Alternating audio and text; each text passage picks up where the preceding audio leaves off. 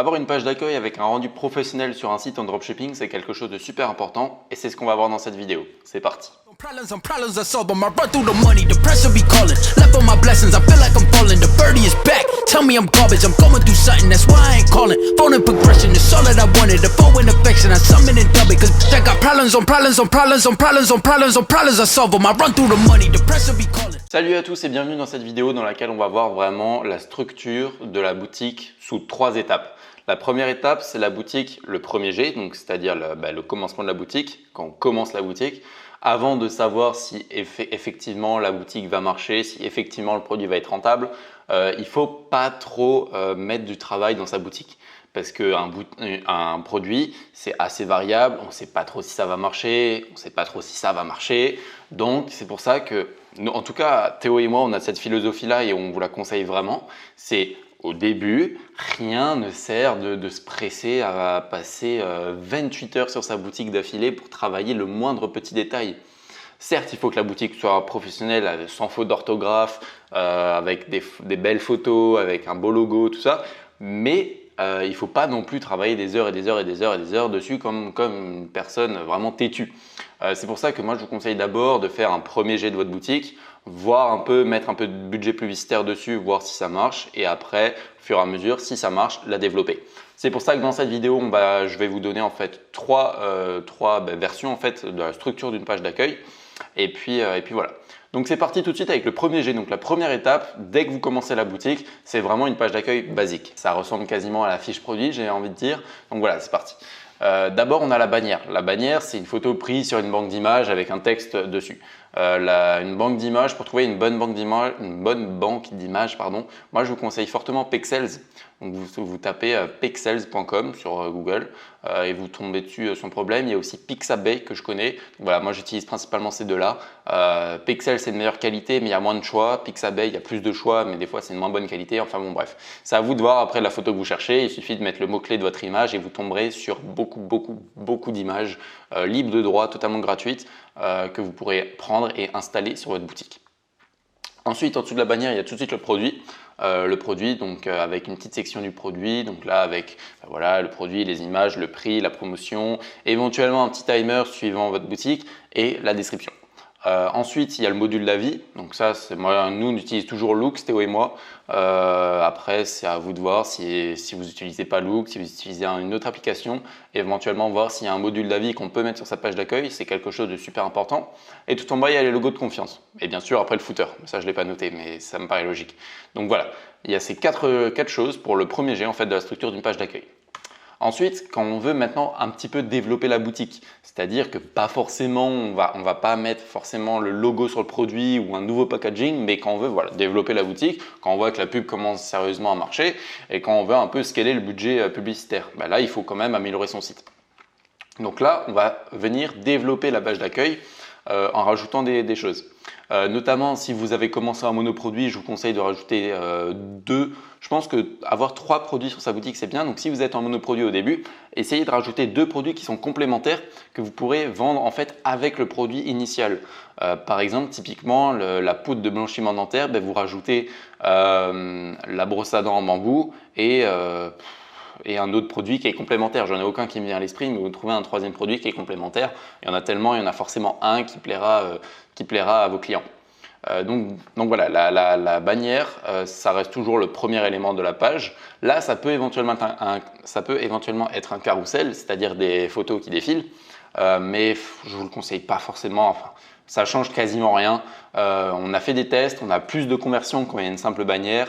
Après, voilà, c'est vraiment à 1 ou 2% près, c'est vraiment rien, ça change quasiment rien. Donc voilà. Ensuite, il y a la collection des 3 produits maximum, du coup, donc 3 produits affichés côte à côte. Ensuite, le storytelling, pourquoi choisir notre marque? Donc là, c'est l'image et le texte à côté, avec votre logo carré, donc le favicon, en fait, le logo du favicon.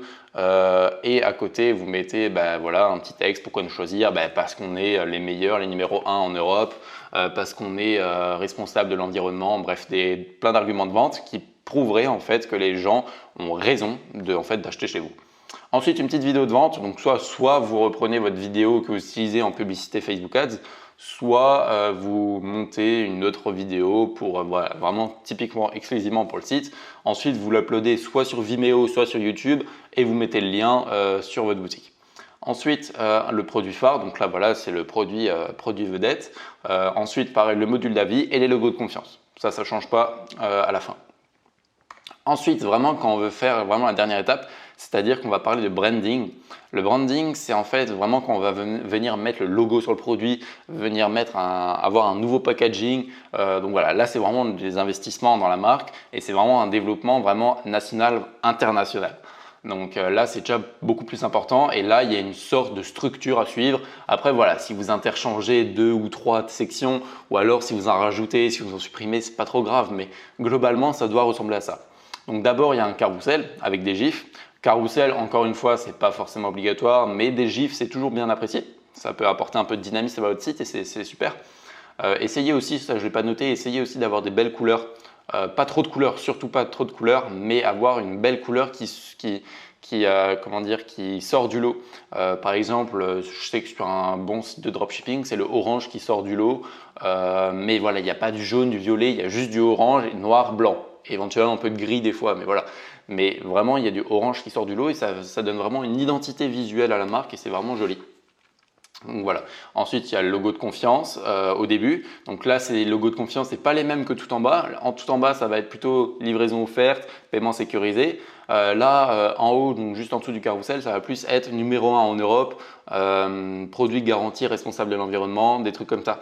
Voilà, ça peut éventuellement aider. Ensuite, un bon storytelling, soit par vidéo, soit par texte. Ensuite, une vidéo de vente où on voit votre produit du coup brandé, c'est mieux. Ensuite, votre produit ou alors vos produits. Ensuite, des photos prises par nous-mêmes, par vous-même en gros. C'est-à-dire que vous commandez le produit, vous le faites essayer sur des mannequins si c'est un produit à porter sur soi. Si c'est juste un produit dans la maison ou quoi, ben là vous prenez bien des photos. C'est toujours mieux d'avoir votre logo sur le produit. Ça peut prouver en fait que les photos proviennent de vous. Et éviter aussi les mock-ups pour tout ça. Je ne sais pas si vous connaissez, mais éviter les mock-ups. Voilà, c'est mieux toujours de commander le produit avec son logo dessus. C'est toujours mieux. Mais après, voilà, si vous voulez utiliser des mock-ups, ce n'est pas interdit non plus, c'est à vous de voir. Ensuite, des social proof, c'est-à-dire que par exemple, si vous faites des placements influenceurs, vous pouvez screener la story de l'influenceur. Attention, il va falloir son accord, donc ça, c'est au préalable. Quand vous rédigez le contrat pour faire la promotion Instagram, vous pouvez mettre une petite phrase autorise à enregistrer la story, le placement Instagram en story et à le réutiliser en publicité. Donc voilà, ça c'est possible aussi. Donc là, vous prenez juste une capture d'écran et vous le mettez du coup sur votre boutique. Ensuite, pareil, du social proof, là on revient à peu près à la même. Ensuite, storytelling. De nouveau, vous rajoutez un peu de storytelling, soit par écrit, soit par vidéo, encore une fois. Et à la fin, de nouveau, vous rajoutez vos produits. Et ensuite, je ne l'ai pas noté parce que j'avais plus de place, je crois, mais il y a les avis. Les avis, c'est important. Et enfin, tout en bas, les logos de confiance, du coup, les autres logos de confiance. Voilà, c'est tout du coup pour cette vidéo. Si maintenant vous êtes encore là au niveau de cette vidéo, c'est que vous êtes intéressé pour lancer votre boutique en dropshipping. Et pour ça, en fait, Théo et moi, on vous offre totalement gratuitement une formation de plus de 3 heures qui vous aidera de A à Z en fait, à construire votre boutique en dropshipping le plus rapidement possible et avec le moins d'investissement nécessaire au début. C'est super important pour se lancer, surtout quand on n'a pas forcément beaucoup d'argent à investir. Et voilà, donc on vous aide comme ça à investir, on filme votre écran vraiment de A à Z. C'est vraiment orienté sur la pratique, c'est ça que je voulais dire. Ok, en attendant, moi je vous dis à la prochaine pour éventuellement une prochaine vidéo. On se retrouve de l'autre côté. En attendant, travaillez dur, croyez en vos rêves. Ciao!